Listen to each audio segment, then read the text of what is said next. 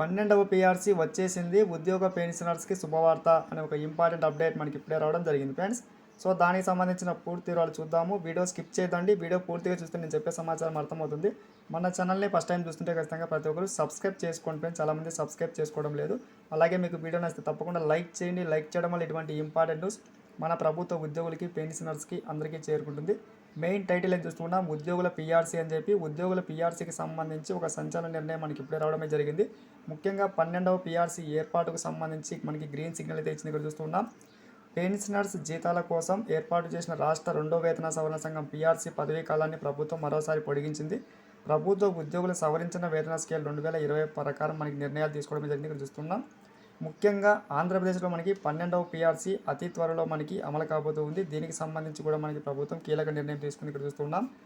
ముఖ్యంగా వివిధ కారణాలతో పీఆర్సీకి సంబంధించి ఆలస్యం అవుతూ వస్తుంది. ఈ నేపథ్యంలో ఇక్కడ చూడొచ్చు, హెచ్డిఓ ద్వారా చేసుకునేందుకు వీలు కల్పించింది. 6 నెలల పాటు అంటే సెప్టెంబర్ 30 వరకు ఈ గడువును పెంచింది.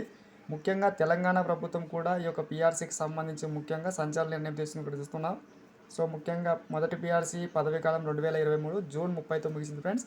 దీంతో ఉద్యోగులకి కొత్త వేతనాలను స్థిరీకరించడానికి అప్పటి ప్రభుత్వం అదే ఏడాదిలో అక్టోబర్లో మనకి నిర్ణయం తీసుకుంది. ముఖ్యంగా 2 తెలుగు రాష్ట్ర ప్రభుత్వాలు ముఖ్యంగా పీఆర్సీకి సంబంధించి ముందడుగు పడింది. గమనించగలరు. Thanks for watching.